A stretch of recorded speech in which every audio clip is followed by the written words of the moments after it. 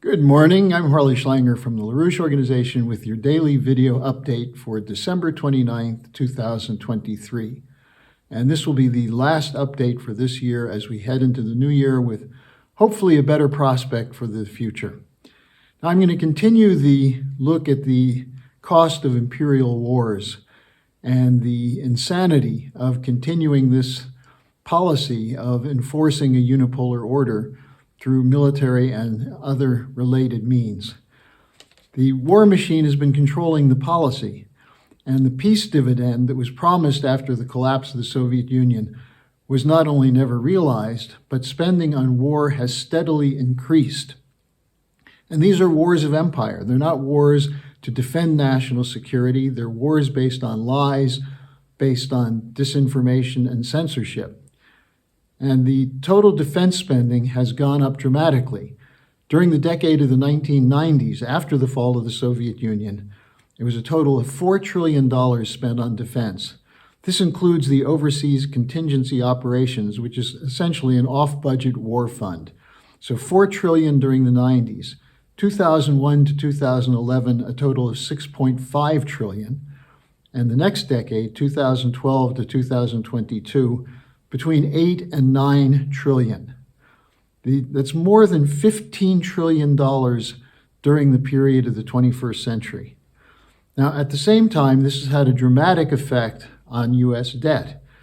At the end of the Clinton administration, that is by 2001, total U.S. debt was $5.5 trillion. That is for the whole history of the United States, $5.5 trillion. But under George W. Bush, Obama, Trump, and Biden, it has grown to $33 trillion. And those of you who would say, well, it's not Trump's fault, well, the budget deficit increased every year under Trump. It was partly due to COVID, but also due to increased spending on the military. Now, at the same time, this increased spending has not led to an improvement of productivity growth. During the 80s and 90s, productivity growth in the United States per year was between 1.5% and 2%. But since the year 2005, it's been less than 1% per year. In other words, the spending on the military is not an increase in productivity, but actually decreases productivity. Now, at the same time, federal spending on infrastructure has fallen from $70 billion a year in 2001 to $40 billion a year by 2019.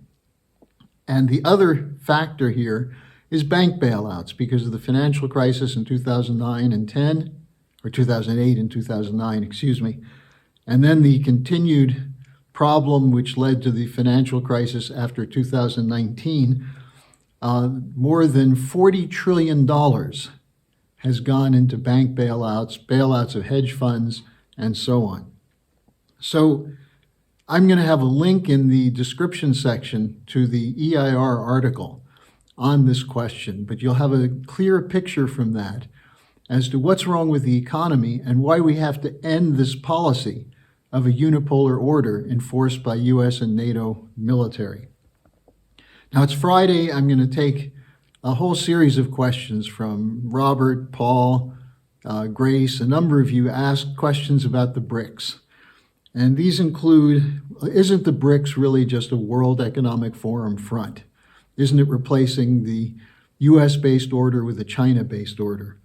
Won't the BRICS be replacing one imperial structure with another? The idea that we will have a new military bloc as opposed to the old military bloc. And how will the development of the BRICS reduce the gap between rich and poor? Now, let me start by saying something which should be very obvious. If the BRICS were really a replacement of the existing system, why is the existing system going to war against the BRICS?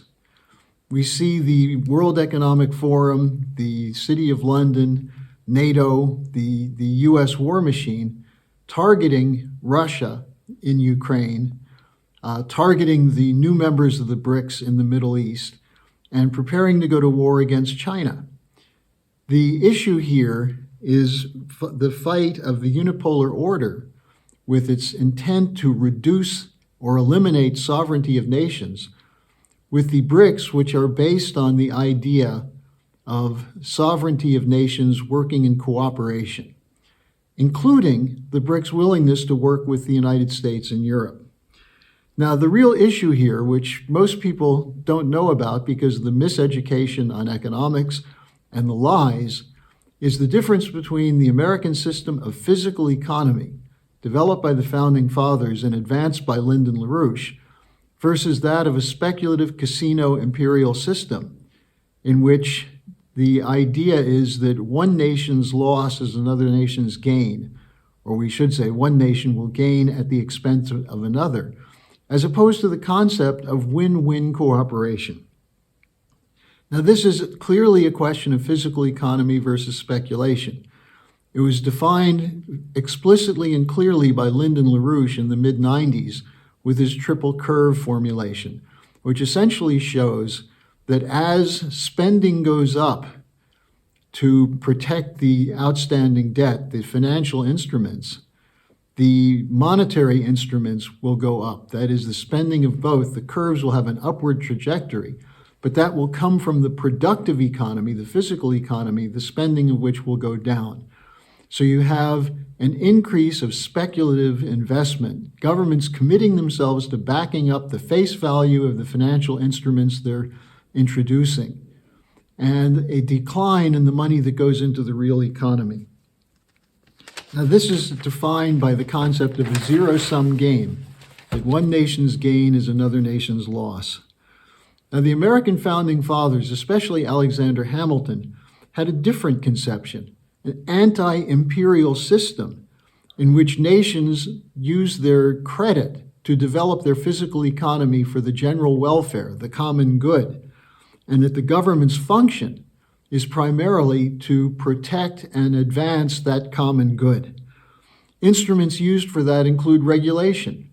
That is, you limit the power of private banks and private corporations. You don't allow them to gain wealth at the expense of the general population. Secondly, credit generation through a national bank rather than a privately controlled central bank.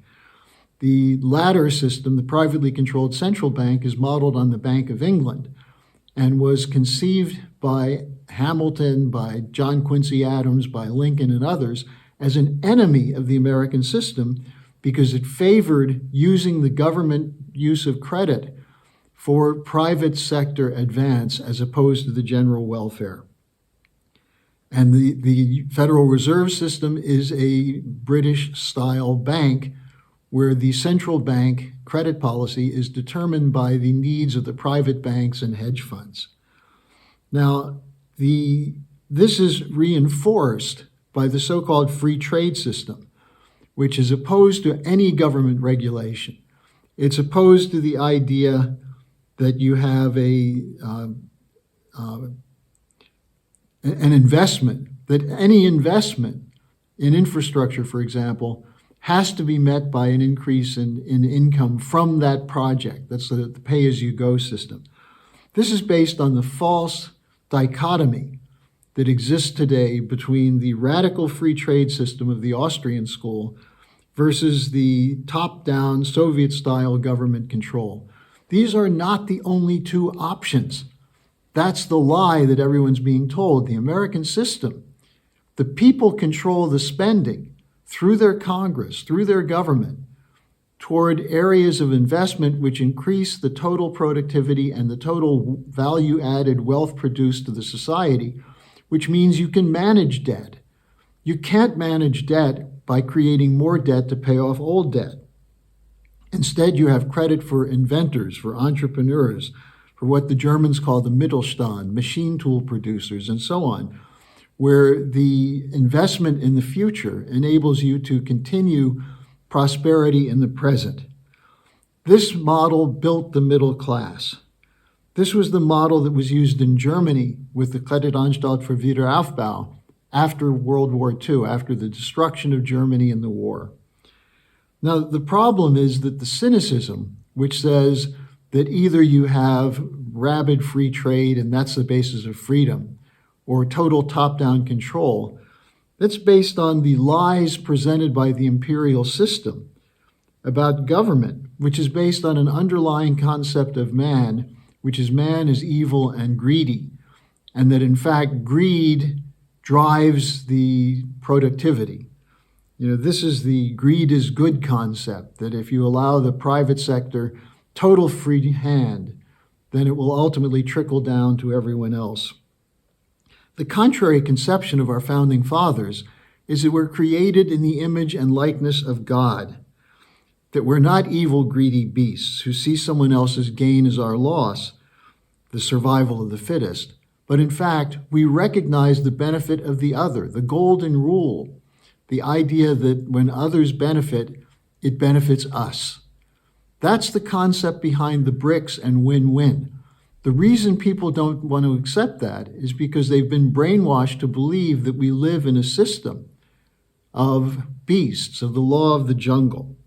So the issue here is who controls the government.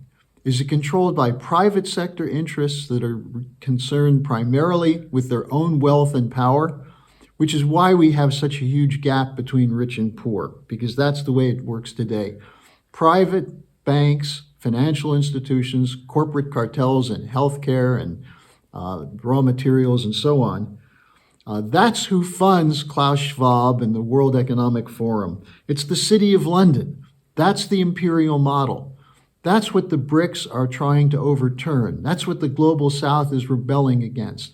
That's what the anti-colonial movement has always been, not to divide the world into two blocks that compete against each other and, if necessary, go to war against each other, but operate on the basis of cooperation.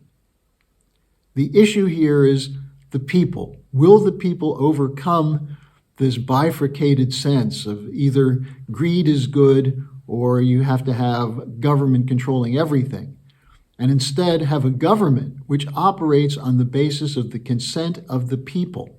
And it means the people have a responsibility to choose officials who will act on the basis of that conception.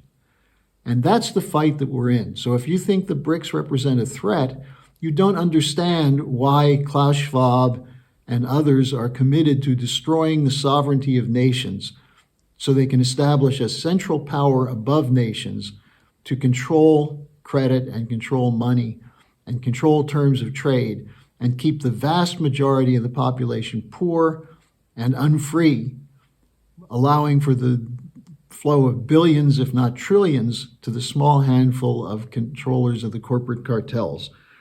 So the question is, will 2024 be a year when the people rise up and grab that control of government away from the private cartels? That's a question for you to take up, a question for all of our viewers. 2024, as Helga Zepp-LaRouche said 2 days ago, will either be a beginning of an era of cooperation or a continuation of confrontation and unbridled competition, which leads the world toward depression and war. So I wish everyone a happy new year. This has been a tough year. We've made it through without the annihilation of mankind. Some of that's luck. Some of that is due to the willingness of people like Putin to hold back the full force of power that they do have at their disposal. Let's make 2024 the year when we turn the unipolar order upside down and instead have a world of cooperation for mutual benefit. So, as they say, I'll see you next year.